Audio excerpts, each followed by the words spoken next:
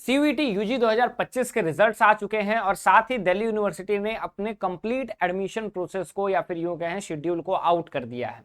अब सबसे बड़ी चीज होती है कि ये फेज वन आपका कब से कब तक चल रहा था। अभी भी फेज वन का विंडो खुला हुआ है। फेज टू कब से चलेगा, ये लॉकिंग ऑफ द प्रेफरेंस क्या है, रीअरेंजिंग इन ऑर्डर क्या है, ये प्रेफरेंस सीट हमें कैसे मिलेगा, एलोकेशन कब होगा, पहला एलोकेशन कब आएगा, ये सारे क्वेश्चंस हैं जो बहुत सारे स्टूडेंट्स के मन में हैं। तो मैं आप लोगों को फेज टू, फेज थ्री और फेज वन में भी कैसे पूरा एडमिशन चलने वाला है इस नए तरीके से मैं आपको कंप्लीट स्टेप बाय स्टेप बताने जा रहा हूं इस वीडियो में। तो ये वीडियो लास्ट तक देखिए ताकि आपको पता चल जाए कि दिल्ली यूनिवर्सिटी की जो काउंसलिंग होती है वो किस प्रकार से होती है। नमस्कार, स्वागत है आपका हमारे इस ऑनलाइन लर्निंग प्लेटफॉर्म बेसिक शिक्षा पे। उम्मीद करता हूं कि आप बढ़िया होंगे। अगर आप इस चैनल पर नए हैं तो सबसे पहले चैनल को सब्सक्राइब कीजिए, क्योंकि यहां से यूनिवर्सिटी तक का रास्ता हम आपके लिए आसान बनाने वाले हैं। तो बात करते हैं दिल्ली यूनिवर्सिटी के phase one and phase two के regarding. It is very clear that Delhi University में जब भी एडमिशन प्रोसेस होते हैं तो थोड़े कॉम्प्लिकेटेड होते हैं। इसलिए सबसे पहले चीज जो आपको रेफर करना होगा वो क्या, इनके एलोकेशन एडमिशन शेड्यूल को और एडवाइजरी को और CSS UG जो इनका बुलेटिन है उसको। अगर हम लोग इनके प्रेस रिलीज पे आए तो सबसे पहले कुछ डेट्स आपके लिए इंपॉर्टेंट होंगे। डेट्स क्या इंपॉर्टेंट है, कहता है कि फेज वन जो था वो आपका मंडे 14 जुलाई तक जो है ओपन किया जाएगा फेज वन। ठीक है, उसके बाद आप फेज वन ओपन नहीं रहेगा। और जिन्होंने फेज वन में रजिस्टर कर दिया है उनके लिए बात अलग है। Phase one and phase two will close on Monday 24 जुलाई को, दोनों phase one phase two close होंगे। तो फेज टू क्या है, आपका प्रेफरेंस सिलेक्शन है, वो आपको कर लेना होगा। उस पर मैं डिटेल में भी बात करूंगा। ठीक है, अब करेक्शन विंडो आपका जो है फेज वन के लिए 11 जुलाई था और फेज टू के लिए आपका आगे है। कहता है करेक्शन ऑफ फेज वन जो है 6 जुलाई तक था। ठीक है, 11 जुलाई तक आप करेक्ट कर सकते थे, 6 से 11 तक। ठीक है, preference filling of the program and auto lock of the preference, कि आपका प्रेफरेंस फिलिंग जो है 8 से 11 जुलाई तक है और अपने आप ये लॉक हो जाएगा 14 जुलाई को। इसी को कहते हैं locking of the preference. Locking of the preference का मतलब है कि अगर आपने एक बार प्रेफरेंस भरा, प्रेफरेंस को आपने सेव किया, उसके बाद 14 जुलाई से पहले आप उसको रीऑर्डर कर सकते हैं, मतलब उसको ऊपर नीचे कर सकते हो, रिशफल कर सकते हो। लेकिन once the locking of the preference is dead, मतलब कि ये डेडलाइन खत्म हो चुकी है, आप उसके बाद रिशफल वगैरह नहीं कर सकते। ठीक है, उसके बाद डिक्लेरेशन ऑफ स्टिमुलेटेड रैंक जो है वो 15 जुलाई को आएगा, मतलब आपका रैंक डिक्लेयर किया जाता है। फिर आपका जो है प्रेफरेंस चेंज विंडो खुलता है कि जहां पे आप 15 जुलाई को और 16 जुलाई को आप अपने प्रेफरेंस को चेंज कर सकते हैं। ठीक है, अगर आपके पास है तो। उसके बाद आपका 19 जुलाई को पहला एलोकेशन होगा। ठीक है, एलोकेशन के बाद आपको एक्सेप्ट करना होगा। अगर आपने एक्सेप्ट नहीं किया तो वो आगे बढ़ेगा नहीं, एक्सेप्ट आपको बाय डिफॉल्ट करना है। एक्सेप्ट करेंगे तब ये वेरिफिकेशन के लिए भेजा जाएगा आपकी यूनिवर्सिटी में, जहां पे सब्जेक्ट मैपिंग आपकी होती है कि आपने जो एग्जामिनेशन दिया है, आपके जो डॉक्यूमेंट्स है क्या मैच कर रहे हैं 12th के एग्जामिनेशन से, सब्जेक्ट से, और आपके जो डॉक्यूमेंट्स हैं क्या वो सही डॉक्यूमेंट्स हैं, ये सारी चीजें होती हैं। फिर आपका पेमेंट का लिंक आता है जो कि आपको 23 जुलाई तक कर देना रहता है। तो ये प्रोसेस चलने वाला है। अगर हम लोग स्टेप बाय स्टेप की बात करें तो सबसे पहले आपका क्या होने वाला है वो मैं आप लोगों को बता देता हूं। तो अभी आप लोगों को क्या करना होगा, अभी आप लोगों को अपना प्रेफरेंस भरना होगा। ठीक है, अपना प्रेफरेंस जो है वो भरना होगा। प्रेफरेंस कैसे भरना होगा, तो कहता है कि जब आप आएंगे इसके पोर्टल पे, ठीक है, तो ये देखिए फेज टू कैसे चलेगा ये यहां पे बताता है। कहता है फेज टू क्या है, फेज टू में आपका जो है बेसिकली ये फेज टू ही है ना, लेट मी चेक, हाँ फेज थ्री है ये। फेज टू में आपको बताता हूं फेज टू क्या है। कहता है देखो फेज टू में क्या होता है, प्रेफरेंस आपको भरना रहता है कि आप क्या करेंगे। फेज वन के बाद आप जब फेज टू में आएंगे तो आप देखेंगे कि क्या आपने जो एग्जामिनेशन दिया है, जैसे मान लो मैंने हिस्ट्री, ज्योग्राफी और इकोनॉमिक्स का एग्जामिनेशन दिया, लैंग्वेज में मैंने इंग्लिश दिया है, तो क्या ये मेरे 4 जो एग्जामिनेशन हैं, सब्जेक्ट्स हैं, क्या मैंने इसको 12th में पढ़ा है। अगर मैंने 12th में पढ़ा है तो पहले मैंने सब्जेक्ट मैपिंग की और मैं करेक्ट हूं, फिर मैं प्रेफरेंस भरने के लिए जाऊंगा। अब मैं प्रेफरेंस भरने के लिए जाऊंगा, जो प्रेफरेंस सिलेक्शन सीट है उसमें 79 यूजी प्रोग्राम है, 186 बीए प्रोग्राम के कॉम्बिनेशन है, 69 कॉलेजेस हैं। अब इतने में आपको प्रेफरेंस भरना है। प्रेफरेंस कैसे भरना है, प्रोग्राम प्लस कॉलेज का। प्रोग्राम प्लस कॉलेज का मतलब बताएं तो ये प्रेफरेंस सीट है आपकी। अब यहां पे आपको क्या करना है, आपको साइकोलॉजी करना है अप्लाइड। मान लो तुमको तुम्हारी इच्छा है अप्लाइड साइकोलॉजी की नहीं है, तुम्हारी इच्छा पॉलिटिकल इकोनॉमिक्स ऑनर्स की है, तो तुम्हारा सबसे पहले अप्लाइड साइकोलॉजी आ गया, तो तुम इसको सबसे पीछे में रख दोगे कि चलो भैया ये मेरे लिए एकदम नहीं है, तो मैं इसको जो है अपना रैंक पीछे कर दूंगा।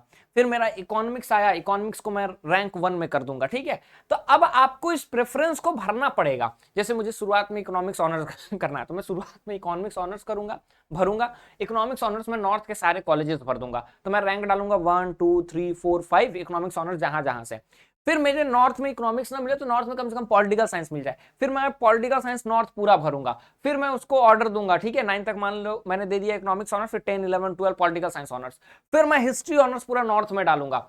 जब मेरा economics history political science honours मिल गया नॉर्थ कैंपस में, ठीक है, उसके बाद मैं साउथ कैंपस में आऊंगा, फिर मैं अपने ऑनर्स को भरूंगा। फिर उसके बाद मैं ऑफ कैंपस में आऊंगा। फिर उसके बाद मुझे ऑनर्स ना मिले कहीं अच्छी जगह नॉर्थ में, तो मैं प्रोग्राम के लिए जाऊंगा। अब उसमें भी है कि नंबर ज्यादा है आपका, तो आप नॉर्थ में ऑनर्स भर दीजिए, नॉर्थ में प्रोग्राम भर दीजिए, आप खत्म कर दीजिए बात को, अगर 800 से ज्यादा है तो, ठीक है। फिर साउथ भी उसमें आप ऐड ऑन कर लीजिए। तो जितना ज्यादा भरोगे उतना ज्यादा तुम्हारे लिए रहेगा। ये प्रेफरेंस सीट वगैरह हम आपको प्रोवाइड कर देंगे। कब प्रोवाइड करेंगे, लाइव में आके मैं आपको बता दूंगा, ठीक है। उसके बाद मैं आपको बताता हूं होगा क्या। जब आपका ये प्रेफरेंस आप भर लेंगे, ठीक है, उसके बाद आप इस प्रेफरेंस को सेव कर लेंगे, ठीक है। प्रेफरेंस जब आप सेव करेंगे तो डेडलाइन से पहले आपको इस प्रेफरेंस में कोई बदलाव करना है तो बदलाव कर सकते हैं, otherwise the preference will be locked. और इसी को हम लोग लॉकिंग ऑफ द प्रेफरेंस कहते हैं, ठीक है। तो आपका फेज 1 खत्म हुआ 11 जुलाई तक, ठीक है। 11 जुलाई को फेज 2 वीक आपका खत्म हो जाएगा, ठीक है। मतलब फेज 2 आपका स्टार्ट, प्रेफरेंस वगैरह आप भरने लगेंगे, ठीक है। यहां पे क्या दिया हुआ है, फेज 2 का प्रेफरेंस आप भर सकते हैं कब तक, फिलिंग ऑफ द प्रेफरेंस जो है 14 जुलाई तक भर सकते हैं, ठीक है। अब आप प्रेफरेंस जब भर लेंगे तो आप प्रेफरेंस सेव भी कर लेंगे। प्रेफरेंस जब आप सेव कर लेंगे उसके बाद ये प्रेफरेंस लॉक हो जाएगा। लॉक होने के बाद स्टिमुलेटेड रैंक आता है, ठीक है। मतलब कि आपका जब प्रेफरेंस भर लोगे, प्रेफरेंस भरने के बाद आपका लॉक होता है प्रेफरेंस, ठीक है। Locking of preference. अब लॉकिंग ऑफ द प्रेफरेंस जब हो गया तो लॉकिंग ऑफ द प्रेफरेंस के बाद क्या होगा, आपने प्रेफरेंस भरा, प्रेफरेंस को लॉक किया, प्रेफरेंस को लॉक करने के बाद जो है आपका स्टिमुलेटेड रैंक आता है, ठीक है। स्टिमुलेटेड रैंक आता है जो ये नहीं दर्शाता है कि आपका उतना रैंक आया तो आपको एडमिशन पक्का मिल जाएगा या फिर एग्जैक्ट यही रैंक है, नहीं, बस एक स्टिमुलेटेड मतलब कि एक गेस्ड रैंक आता है आपका, ठीक है। अब स्टिमुलेटेड रैंक आएगा, उसके बाद एक बार फिर इन्होंने कहा है कि हम प्रेफरेंस रीऑर्डर के लिए ओपन करेंगे पोर्टल को, मतलब कि आप अपने प्रेफरेंस को फिर से रीऑर्डर कर सकते हैं, ठीक है। अब डेट्स आप अपने कॉपी में लिख लीजिएगा कि प्रेफरेंस का डेट कब तक है, ठीक है। मान लो प्रेफरेंस का 16 जुलाई तक है आपका, ठीक है, या फिर 14 जुलाई तक आपका प्रेफरेंस है। लॉकिंग ऑफ द प्रेफरेंस 16 जुलाई को हो जा रहा है, पहला एलोकेशन 19 को आ रहा है, ठीक है। 16 को स्टिमुलेटेड रैंक आ रहा है, 19 को पहला एलोकेशन आ रहा है, तो ये सारे डेट्स आप लिख लीजिएगा। स्टिमुलेटेड रैंक आ जाएगा, उसके बाद आप प्रेफरेंस रीऑर्डर फिर कर सकते हैं। रीऑर्डर करने के बाद आपका क्या होगा, आपका एलोकेशन होता है, ठीक है। एलोकेशन आपका होगा, एलोकेशन के बाद आप क्या करेंगे, आप सीट को एक्सेप्ट करते हैं। जैसे ही आपका एलोकेशन हुआ तो आप सीट को बोलेंगे हाँ भैया मैं सीट को एक्सेप्ट करता हूं। जब आप सीट को एक्सेप्ट कर लेंगे फिर आपको क्या करना होगा, once the allocation is done and you have accepted the seat. अब कुछ लोग कहेंगे सर सीट नहीं एक्सेप्ट किया, तो सीट नहीं एक्सेप्ट करोगे तो खत्म हो जाएगा। सीट एक्सेप्ट कर लोगे तो जो कॉलेज तुमको अलॉट किया रहेगा वहां पे वेरिफिकेशन होता है, मतलब आपके सारे डॉक्यूमेंट्स जाएंगे वहां पे, उसके बाद वहां पे आपकी सब्जेक्ट मैपिंग दोबारा से करेंगे। जब सारी चीजें सही रहेंगी तो या तो वो आपको क्या करेंगे, फी जनरेशन का पेमेंट का लिंक देंगे, otherwise with in the time frame वो क्या करेंगे, आपको जो है एक मेल करेंगे कि भैया तुम्हारे यहाँ पे ये कमी है, तुम बताओ क्या दिक्कत है। तुम फोन भी कर सकते हो उनको। तो ये जब होगा तो तुम्हारा फी पेमेंट का लिंक आएगा, उसके बाद तुम्हारा अलॉट हो जाएगा जो तुमको अलॉट हुआ है। उसके बाद अगले राउंड में तुमको हर बार क्या करना होगा, हर बार अपग्रेड करना होगा, ठीक है। वहां पे भी तुमको अपग्रेड पे क्लिक करना होगा ताकि ऊपर तुम्हारा बढ़ते जाए। फिर फेज 2 जब स्टार्ट होगा फिर तुम्हारा प्रेफरेंस को रीऑर्डर करने के लिए एक और मौका मिलेगा। एक बार तुम्हारा हो गया, अब तुम फिर से प्रेफरेंस को रीऑर्डर कर सकते हो। रैंक तुमको क्योंकि वहां पे कट ऑफ वगैरह दे दिया जाता है इसलिए। तो आप प्रेफरेंस सबसे पहले क्या होगा, प्रेफरेंस आप भरेंगे, ठीक है। उसके बाद लॉकिंग ऑफ द प्रेफरेंस होगा, मतलब कि आपका प्रेफरेंस अपने आप लॉक हो जाएगा। उसके बाद स्टिमुलेटेड रैंक आएगा, फिर प्रेफरेंस को रीऑर्डर करने का मौका मिलेगा। लेकिन ये आप फिक्स मत रखिएगा, इसी समय में अपना प्रेफरेंस क्लियर आउट कर लीजिएगा। फिर आपका एलोकेशन होगा, उसमें आपको एक्सेप्ट करना है, वेरिफिकेशन होगा, फी आपका पेमेंट का लिंक आएगा, अपग्रेड डाल करके तुम्हारा एलोकेशन होगा, मेल जनरेशन होगा और 1 अगस्त से तुम्हारी क्लासेस स्टार्ट हो जाएंगी।